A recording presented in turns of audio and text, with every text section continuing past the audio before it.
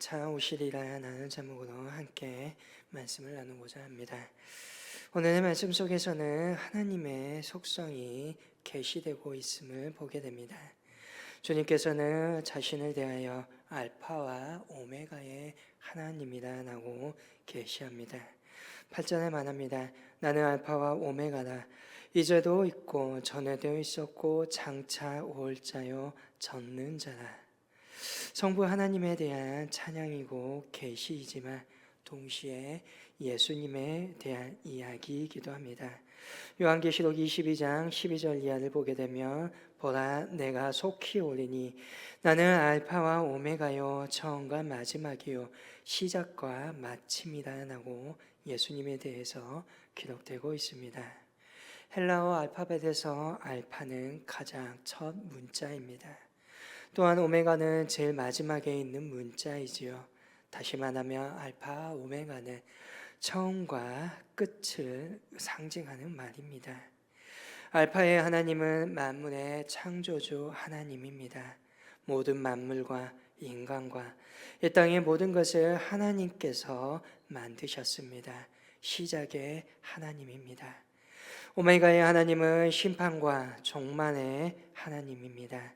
이제 자신이 창조한 만물의 마침표를 찍으시고 심판하시고 다시금 새로운 세계를 창조하신다는 것입니다.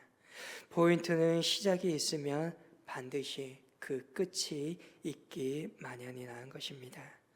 이와 유사하게 4절에서도 이제도 계시고 전에도 계셨고 장차 오실이라고 찬양합니다. 이것은 8절에서도 여전히 반복됩니다. 이제도 계시고 현재라는 시간 속에서 활동하시는 하나님이십니다. 전에도 계셨고 과거의 시간 속에서 함께 하셨던 하나님입니다. 장차 오시는 이 미래의 하나님을 가리키는 것처럼 보입니다. 그런데 오늘의 말씀에 장차 오실 이 이것의 시제를 보게 되면 미래형이 아니라 현재형의 시제를 사용하고 있는 문법을 사용하고 있습니다. 우리말 속에서는 장차라고 하는 말이 매끄럽게 번역되기 위하여서 삽입되었지만 원문에는 없는 말입니다. 곧 다시 말하면 오시고 있는 중이신 하나님입니다. 지금 하나님은 미래에 오는 것이 아니라 지금 우리를 향하여 달려오고 계시는 하나님이시라는 것입니다. 임박한 모습으로 먼 미래가 아닌 지금 오고 계시는 하나님이시라는 거지요. 지금 오고 계시는 하나님입니다. 예수님이 지금 코앞까지 오셨다는 것입니다. 박해가 한창이고 악이 중동하고 있는 것 같은데 오늘 사도 요한의 눈은 저 멀리 하늘의 군대를 이끌고 오시는 하나님의 그 모습이 손에 잡힐 듯 보인다는 것입니다. 곧 예언자들은 항상을 보는 사람들입니다. 자신들의 시간의 구분이 사라지고 미래의 사건들이 마치 현재 이루어지는 것처럼 보인다는 것입니다. 또 그러한 예수님은 충성된 증인이라고 불린다라고 계시하고 있습니다. 증인이라고 하는 단어는 마르투스입니다. 영어로 마터인데 뜻은 순교자입니다. 초대교회에서 사도나 제자나 증인이나 예수님의 증인이 되었던 많은 사람들이 순교당하였다는 거죠. 그래서 증인은 곧 순교자라는 것입니다. 오늘의 본문에서도 예수님을 향하여 죽은 자나 또 6절을 보면 그를 찔렀던 자, 다시 말하면 찔림을 받은 자라고 표현하고 있습니다. 예수님은 십자가에 달리셨고 그 옆구리에 굵은 창에 찔리셨습니다. 예수님은 그렇게 십자가에서 돌아가셨고 어찌 보면 순교자의 모범을 보여주신 것이지요. 예수님은 충성된 증인으로 순교하였지만 죽은 자 가운데서 다시 부활하십니다. 믿는 자로 하여금 믿을 때에 영생의 소망을 가지게 하십니다. 그런데 그 예수님은 오늘 여기에서 그치지 않고 이제는 모든 땅과 나라와 권세의 주인이 되신다고 말합니다. 5절에 땅의 임금들의 머리가 되신 예수 그리스도다라고 사도 요한이 고백합니다. 땅의 임금들은 지금 현재 세계를 다스리고 있는 로마의 황제나 세상의 정치 권력자들을 말합니다. 신약 성경 속에서 세상의 권력에 대해서 노골적으로나 사실 저항하거나 반대하는 말씀은 없습니다. 그러나 요한계시록에서 땅의 임금들과 정면으로 대결함을 보게 됩니다. 요한계시록 13장과 17장의 바벨론이나 음녀는 그때의 세계의 제국이었던 로마를 가리킵니다. 13장에서 666 짐승의 표는 로마 황제의 권력을 상징하는 숫자이기도 합니다. 땅의 임금들은 무릎 꿇리고 예수님이 만왕의 왕으로 등극하는 것이 요한계시록이 그리고 있는 최종의 그림입니다. 세상의 권력은 자꾸만 우상의 숭배를 강요하는 왕국이 되었고 요한계시록은 그러한 것에 대하여서 강력하게 저항하는 문학으로 우리에게 다가옵니다. 로마서를 보게 되면 13장에 세상의 질서를 수호하는 선한 국가로서의 권력을 인정합니다. 그리고 그러한 권력에 대해서, 그러한 권위에 대해서 복종하고 세금을 바치라라고 사도 바울은 이야기합니다. 그러나 국가가 불의한 세력으로 사탄의 도구가 될 때 그런 국가는 권위를 잃고 요한계시록처럼 그 안에 그려지는 나라처럼 타도와 심판의 대상이 됨을 오늘 우리는 보게 됩니다. 그러한 나라, 그러한 땅의 임금들을 제압하기 위해서 예수님께서는 하늘에서 구름과 함께 강림하신다고 말합니다. 볼지어다 그가 구름을 타고 오시리라라고 7절에 말합니다.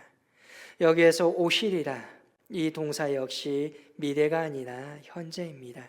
지금 오고 있는 중입니다. 임박하게 임합니다. 지금 사도 요한의 눈에는 단장의 핍박은 아랑곳하지 않고 지금 다가오는 예수님만이 보입니다. 그러니 그는 물러설 수가 없습니다. 지금 본 이것을 성도들에게 말하고 그들을 격려하는 것입니다. 그런데 요한이 본 이것, 예수님이 오시는 그 모습이 지금 곧 오시지는 않고 있습니다. 2000년이 지난 지금도 여전히 오시지 않습니다. 우리는 요한처럼 임박했다라고, 지금 오신다라고 믿어야 하는 것일까요? 선서 문자주의가 강한 교회에서는 임박한 주님을 믿어야 경건한 사람인 것처럼 간주합니다. 예전에 부흥사 중에는 잠자리에 양복을 입고 주무셨던 분들도 계십니다. 주님이 언제 오실지 모르기에 단정하게 입고 잠다라고 합니다. 이것이 경건인가요? 약속대로 곧 오시지 않는다면 오늘 우리는 왜 그러한지 하나님의 뜻을 물어야 할 것입니다. 예수님께서는 분명히 곧 오시겠다라고 말씀하셨습니다. 그런데 동시에 사도행전 1장 7절을 보게 되면 때와 시기는 아버지께서 자기 고난에 두셨으니 너희가 알 바 아니다라고 말씀하십니다. 또한 마태복음 24장 이하에서는 그날과 그때는 아무도 모르나니 하늘의 천사도 아들도 모르고 오직 아버지만 아시느니라고 우리에게 말씀을 주십니다. 임박한 종말 곧 오시겠다라고 말씀하시는데 이것도 하나님의 뜻이고 그 임하는 순간이 언제인지 알 수 없고 그것은 하나님 아버지의 뜻이다라고도 말씀하십니다. 지금 우리에게 보이는 것은 하나님의 뜻을, 하나님이 오시는 것, 예수님이 이 땅에 다시 오심의 지연입니다. 분명 오실 것입니다. 그러나 언제 오실지 우리는 그것을 가늠할 수 없다는 것입니다. 이렇게 예수님이 오시는 것에 대하여 지연되는 것을 성경에서는 두 가지로 설명합니다. 베드로후서 3장을 보면 이렇게 말합니다. 주의 약속은 어떤 이들이 더디다고 생각하는 것 같이 더딘 것이 아니라 오직 주께서 너희를 대하여 오래 참으사 아무도 멸망하지 아니하고 다 회개하게 이르기를 원하시느니라. 주님은 모든 사람이 구원받기를 원하십니다.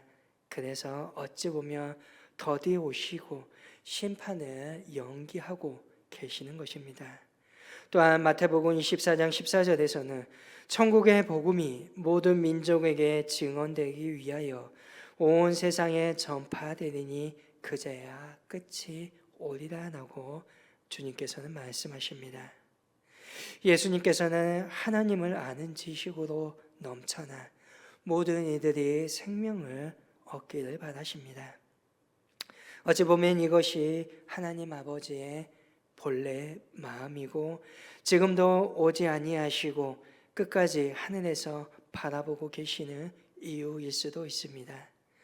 또 다른 하나는 하나님의 시간의 개념이 사람과 다르기 때문일 수도 있습니다.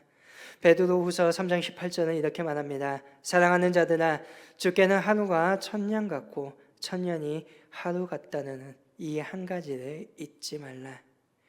주님의 시간으로 보면 2000년은 어찌 보면 이틀밖에 지나지 않을 수도 있습니다. 현대 물리학에서 4차원 이상의 공간에서는 사람이 3차원의 공간에서 살아가기 때문에 이해할 수 없고 제대로 말할 수는 없겠지만 그 4차원 이상의 공간에서는 과거와 현재가 공존하게 되고 짧은 시간이 다른 시간보다 매우 길게 흘러갈 수 있다라고 말합니다. 어찌 보면 요한은 바로 이러한 시간대 속에서 하나님의 나라를 보고 있을 수도 있습니다. 임박한 것처럼 보이는데 주님의 시계에는 아직도 몇 초, 몇 분밖에 흐르지 않았다는 것입니다. 어찌 보면 모든 선지자들이 그러하였습니다. 그들의 눈에, 선지자들의 눈에는 악한 세대가 곧 끝장이 나고 하나님의 나라가 곧 도래할 것이다라고 보았습니다. 그러나 그것은 어찌 보면 거룩한 착각입니다. 거룩하였기에 그들은 그 거룩함 때문에 깨어 있었고 변절의 길에 들어서지 않았습니다. 그러나 착각입니다. 아직 오지 않았고 단지 앞당겨 보았을 뿐입니다. 어찌 보면 한편으로 우주적인 파국에 나는 오지 않았지만 내 삶의 죽음은 어찌 보면 항상 내 옆에 있기 때문에 꼭 착각이라고 말할 수는 없을 것 같습니다. 사실 오늘 내가 언제 죽을지 아무도 모르지요. 이 시간이 끝나고 나지 아니면 이 시간에 서 있는 이 순간에 내가 죽을 수도 있다는 것, 그거는 오직 하나님만이 알고 있습니다. 어찌 보면 곧 나라라는 존재가 상실할 때에 우주의 종말 예수님이 오신과도 같을 수도 있습니다. 그렇게 오신다고 하신 예수님께서 구름을 타고 오신다라고 표현합니다. 구름을 타고 오신다, 이 말은 은유입니다. 구름을 타고 오신다라는 예언은 다니엘서에 기록되어 있는 말입니다.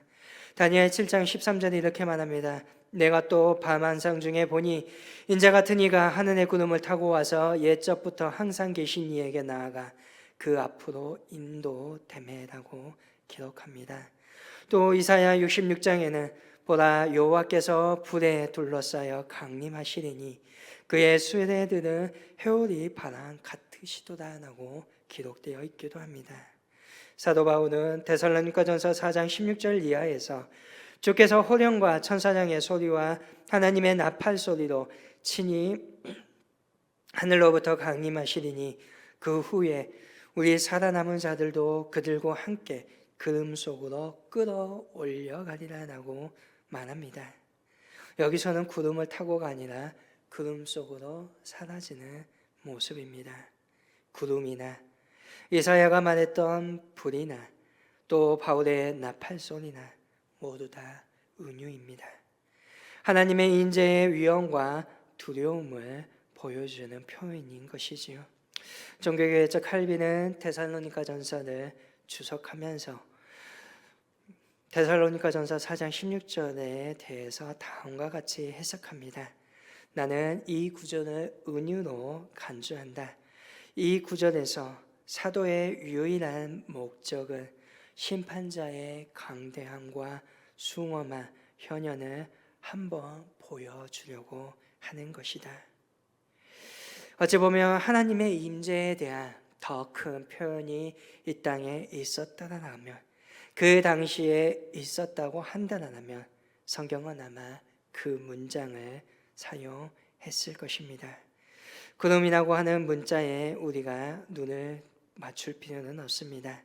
다만 오늘 구름 타고 오시는 그분이 반드시 오신다. 많은 사람들이 볼 수 있게, 모든 사람들이 볼 수 있게 오신다. 두려움과 숭엄함으로 오신다. 이것을 오늘 우리는 성경의 의도를 깨닫고 마음에 새기면 된다는 것입니다. 한편으로 또 그날과 징조와 시간을 계산하는 사람들은 장차 그 나라에 들어가지 못한다는 것입니다. 예수님처럼 충성된 증인의 삶을 살아가는 사람이 그 나라에 들어가게 될 것입니다. 마태복음 7장의 말씀처럼 주여 주여 하는 자가 아니라 하늘에 계신 내 아버지 하나님의 뜻대로 행하는 자라야 그 나라에 들어가게 될 것입니다. 오늘 장차 오시리라. 오늘 이 말씀을 마음에 새기는 삶, 종말론적인 삶이나 오늘 내 삶은 언제 끝날지 모른다. 예수님께서 지금 오고 계신다는 것을 생각하며 나의 시간을, 여러분들의 지금의 삶의 자리를 소중하게 여기며 보내는 것입니다. 예수님이 오신다는 것은, 곧 오신다는 것은 내 삶을 내 마음대로 그래서 버려두고 사는 것이 아니라 내 삶을 소중히 여겨 그 소중함대로 충실하게 살아간다는 것입니다. 오늘 내 삶에 가장 중요한 일에 힘쓰며 하나님의 뜻을 따라서 살아가는 것입니다. 예수님은 장차 오실 것입니다. 예수님께서는 지금 저와 여러분들을 향하여 다가오고 계십니다. 이 사실을 믿으면서 오늘 우리에게 주어진 삶의 모든 것들을 소중히 여기시고 최선을 다하여 살아갈 수 있기를 바랍니다. 오늘 나에게 주어진 그 시간에 하나님의 뜻을 이루려 노력하는 믿음의 저와 여러분이 되고 하늘의 소망을 가지고 살아가는 복된 저와 여러분이 될 수 있기를 주님의 이름으로 간절히 축복합니다. 기도하겠습니다.